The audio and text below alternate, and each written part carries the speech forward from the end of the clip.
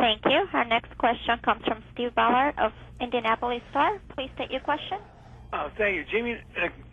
A couple of weeks up here, Ganassi Racing is going to have a couple of the favorites going into the Indy 500. What do you think it would mean to the organization and to Chip personally if it could become the first team to win Daytona and Indy in the same year? Well, I think it's a very realistic goal. Especially after watching the Kansas IRL race. It looks like their oval track program is as strong, if not better, than everyone else's right now. And I know that both Dixon and Franchitti are really good at that track. So, it would mean a lot to Chip and to Target and to all of our partners to be able to be the first organization to do that. And I think for Chip it would just be really special. I don't know how else to word that, but to be the first owner to be able to do that, it'd mean a lot. Is it something that's been talked about around the shop at all, or as it gets closer, do you think it will be? Will the guys in the NASCAR shop be paying attention to what's going on up here? Well, we all watch the IRL races, and I think when it gets closer, and the media does a really good job of promoting that, that it will become more and more talked about in the shop. Indy hasn't been a topic of discussion in our shop because they haven't even started practicing there yet. So I think once you start seeing, qualifying day and everything on TV, that people will start talking about it more. It'll become, more and more of a topic around the shop. Thanks, Jamie. Thanks. Thank you. Our next question comes from Bill Flashman of Philadelphia Daily News. Please state your question. Hi, Jamie. I just wanted to ask you about the finish at Talladega. I hate to bring it up, but I know you said you felt you did everything right. I just wonder if not winning when you were so close there, does that linger with you a while, or can you put that out of your mind and just move forward? Oh, no, it lingers. You can't. It's just part of it, though.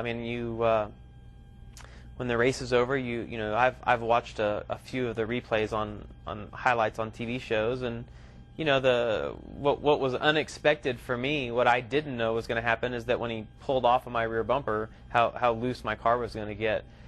And what I didn't say in the media center is the lap before, when he pushed me through the tri-oval, I was almost on the yellow line, and my car was so loose that I was having a hard time hanging on to it. So I knew that I had to give a little more room, like not have to put so much steering wheel input into it to be on that yellow line, and I left a hole down there. If I could go back, I wouldn't have left that gap, and I probably would have taken more of a risk on wrecking, but I really wasn't expecting my car to get as loose as it did when he pulled out. And I think, honestly, guys, the fact is, you want to be in second place. You want to be in Kevin's position at Talladega, pushing the guy. Odds are you're going to win. It's just, the guy leading, the only way you're going to win is if the caution comes out before he makes the pass. Thank you. Thank you. Our next question comes from Randy Kovitz of Kansas City Star. Please state your question. Yeah, Jamie, how are you doing? Good to hear your voice. I'm great. Thanks. Hey, you've talked a little bit about the frustrating start after you broke out of the box so great. When does this start getting urgent? I know you can't be happy at 19th. When do you have to make your move if you're going to be part of the chase? Well, I don't know. It hasn't really been frustrating to me. Because it's a lot. It's really hard to run well. To unload every single week and to run well is the biggest challenge. And really, there hasn't been a race yet this year that we've showed up that we were like, we just don't have the pace.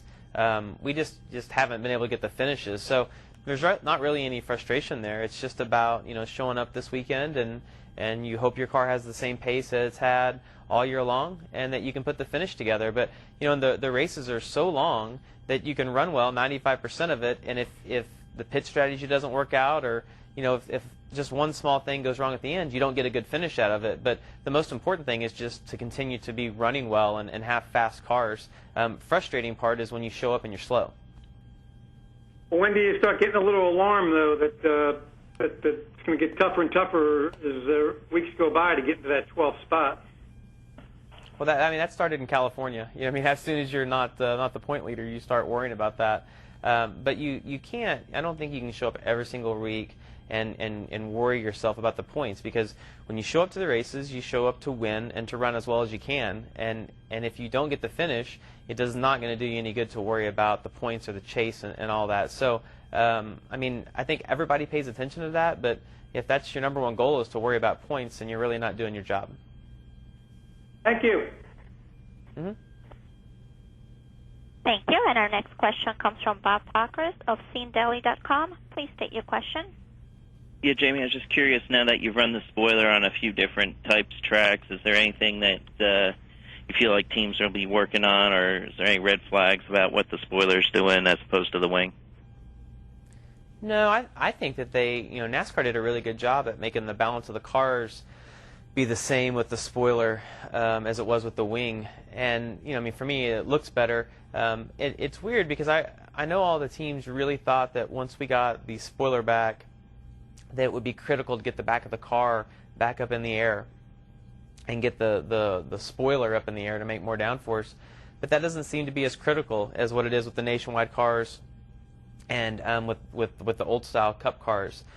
So you just continue to work on other things to make more grip and make the balance better of the car. But it seems like what worked with the old car with the spoiler is not necessarily working with the car tomorrow. So it's constant development trying to make it better. But I think that the spoiler is I mean, in my opinion, I like it better than the wing because of the way it looks, and the cars drive fine with it.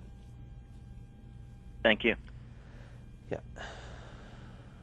Once again, ladies and gentlemen, if you do have a question, please press star 1 on your telephone keypad. And our next question comes from Jeff Hood of RacingToday.com. Please state your question. Hey, Jamie. I've always heard that entering pit road at Darlington is difficult under green. Can you describe the process of diving onto pit road under green at Darlington, and how does that pit road entrance compare to other tracks and level of difficulty?